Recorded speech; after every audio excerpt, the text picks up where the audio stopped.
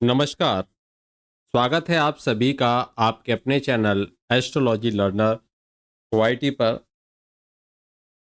आज का हमारा विषय रहेगा जन्म कुंडली में संपत्ति हानि के योग हम कैसे देखें, कैसे जानें कि संपत्ति में हानि हमें उठानी पड़ेगी या संपत्ति हमसे कोई दूर होने वाली है, और हम कैसे उसको रोक सकते हैं या उसकी जो हानि है उस हानि को न्यूनतम कर सकते हैं। इसके बारे में भी जानेंगे, और किस किस को सावधान होने की आवश्यकता है कि उनकी जन्म कुंडली में ऐसा योग बन रहा है तो वो किस तरीके से उस योग को कम कर सकते हैं, किन उपायों से कम कर सकते हैं, उसके बारे में भी चर्चा करेंगे। तो चलिए शुरू करते हैं।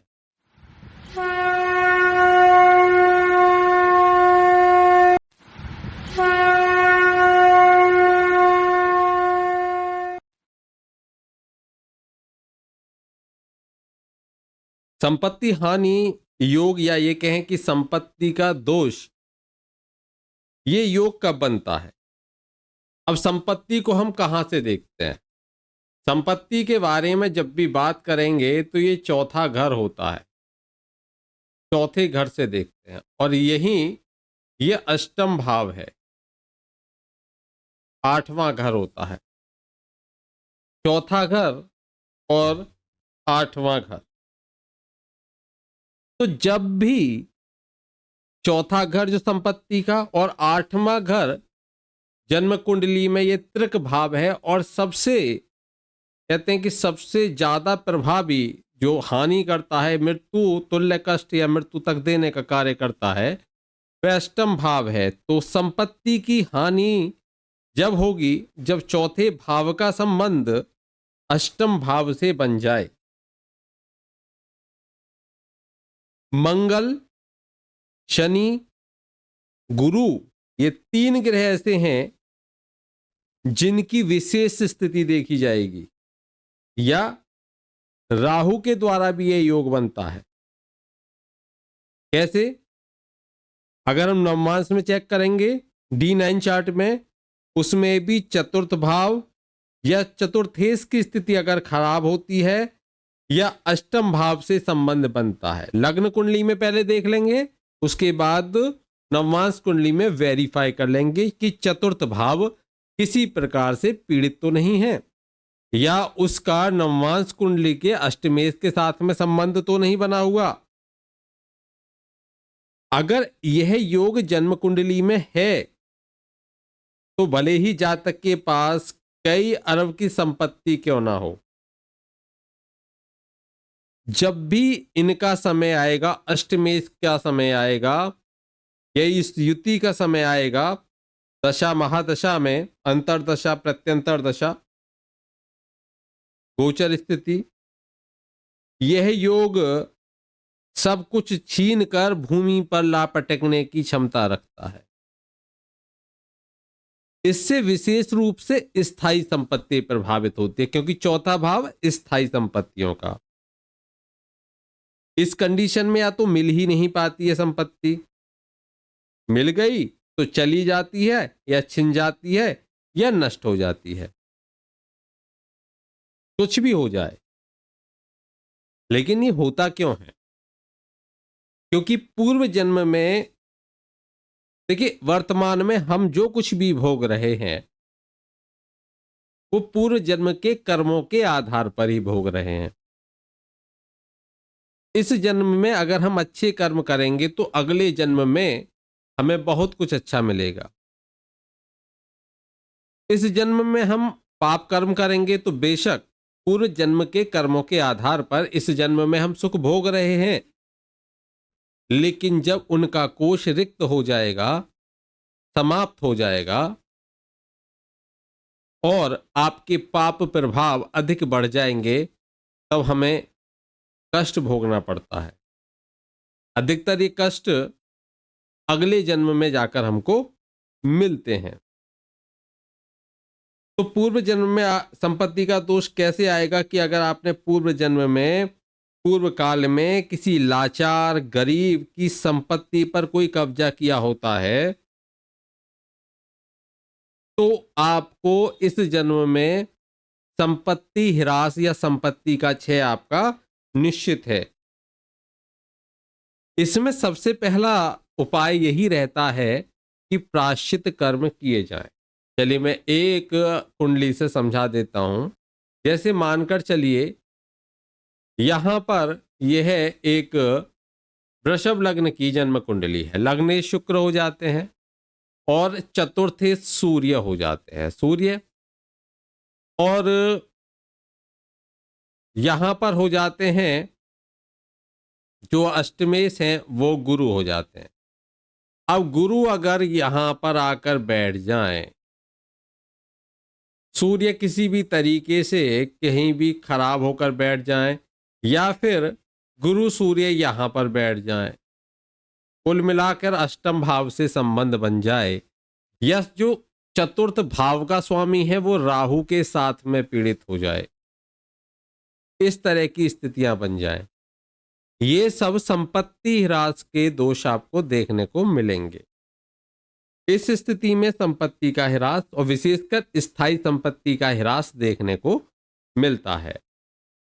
वैसे तो यहां मैंने आपको समझा दिया, लेकिन किसी कारणवश अगर आपको समझ में नहीं आया तो आप हमसे, इंस्टाग्राम का मैंने शुरू किया है तो इंस्टाग्राम से जुड़ सकते हो, और अगर जन्म कुंडली का विश्लेषण कराना है आपको तो आप व्हाट्सएप के माध्यम से, ये व्हाट्सएप का क्यूआर कोड है, यहाँ इसको स्कैन करके आप हमें डायरेक्ट व्हाट्सएप कर सकते हैं। व्हाट्सएप के माध्यम से आप हमसे जुड़ सकते हो। जो स्कैन करना नहीं जानते हैं वो नंबर को सेव करके कांटेक्ट कर सकते हैं, 9045847891, 9045847891 और +91 है।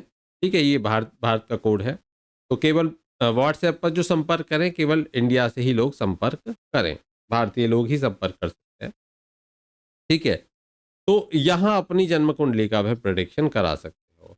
बाकी जिनको ऑनलाइन, जब हम लाइव रहते हैं तो लाइव सेशन से जुड़ सकते हैं। लाइव सेशन अप्रोक्स 7:30 के आसपास शाम से शुरू रहा करेगा। मैं उसको कंटिन्यू करूँगा जल्दी ही, कल से हो सकता है मैं कंटिन्यू करूँ, तो जो करीब 9 बजे तक चलेगा, तो उससे जुड़ें। और वहाँ पर आप मेंबरशिप ले सकते हो, और उसके साथ साथ में आप मेंबरशिप ले सकते हो, या फिर आप अपनी जन्म कुंडली का डायरेक्ट 200 का सुपर चैट कराकर प्रेडिक्शन भी करा सकते हो। चलिए, जो भी आपको सही लगे वो आप कर सकते हो। बाकी इंस्टाग्राम से जुड़ने के लिए हमारा जो इंस्टाग्राम का ये क्यूआर कोड है, इससे आप जुड़ सकते हो, क्यूआर कोड को स्कैन करके। एस्ट्रोलॉजी लर्नर वाईटी के नाम से इंस्टाग्राम पर आपको आईडी मिल जाएगी।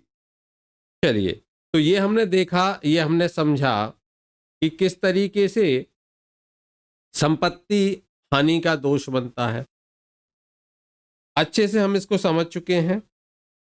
अब पहली बात, इसका प्रायश्चित करो कि पूर्व जन्म में जो भी कर्म हुए हैं उनका प्रायश्चित करो, प्रभु के सामने स्मरण करो और अपने सभी पापों का प्रायश्चित करो।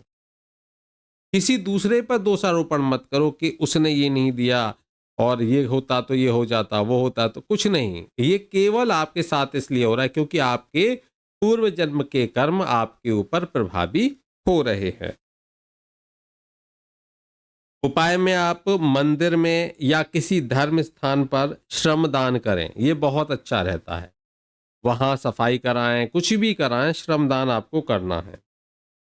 गरीब हो या मजदूर हो, उनके लिए भूमि या ईंटें दान करें। अब भूमि दान नहीं कर सकते तो ईंटें दान कर दीजिए उनको, या उनकी मदद कर दें, क्योंकि इससे भी आपको जो संपत्ति हानि का दोष है वो आपका क्षीण होना शुरू हो जाएगा, शांत होना शुरू हो जाएगा।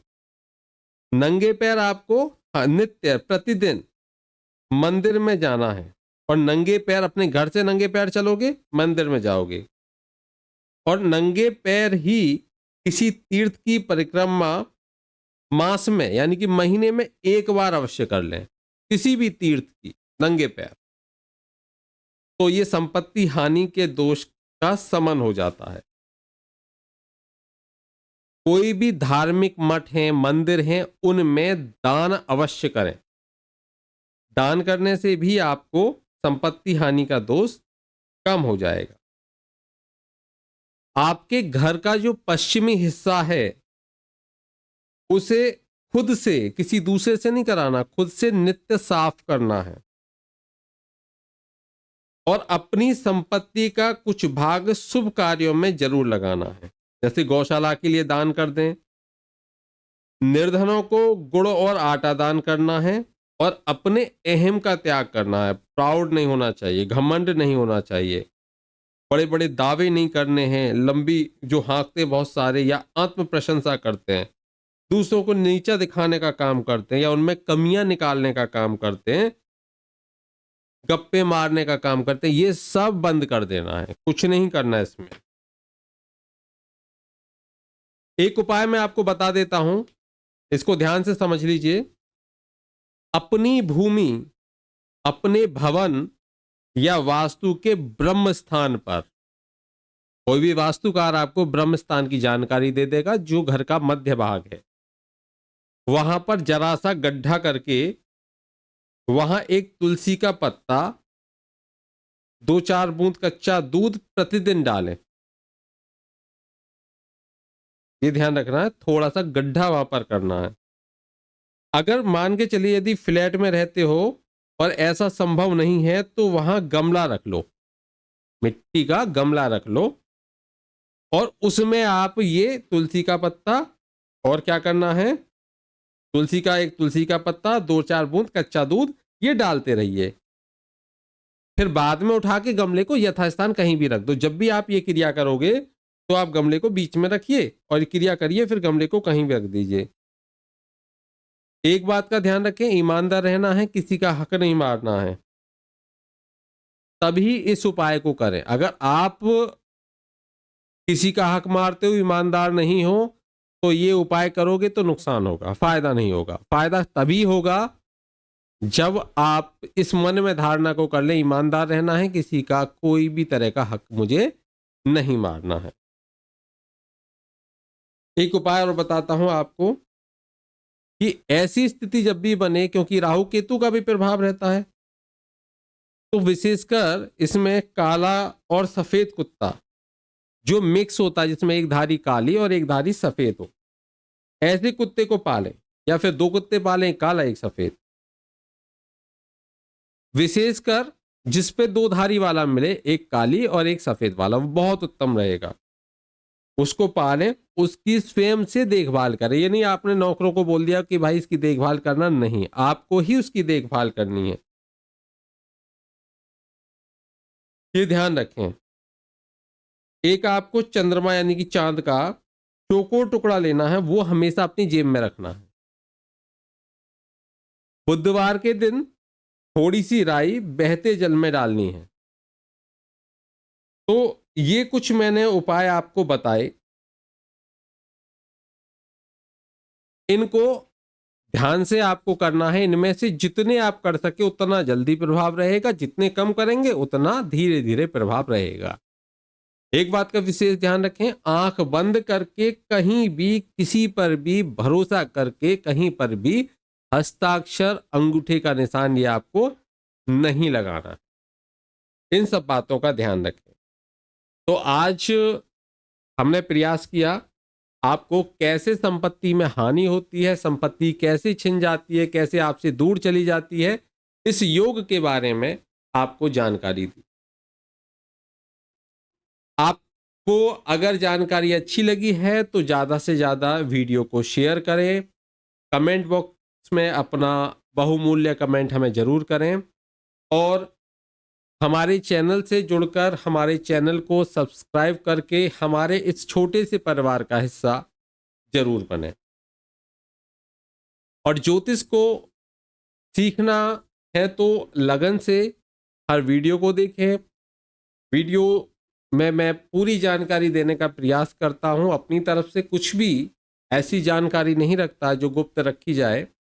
तो आप वीडियो को शुरू से लेकर अंत तक देखोगे तो सारे सूत्र आपको समझ में आएंगे और इन सूत्रों के माध्यम से आप स्वयं से ये जान पाएंगे कि जन्म कुंडली में हम कैसे किस योग को देखें, कौन सी स्थिति चल रही है और कैसा उसका प्रभाव रहेगा।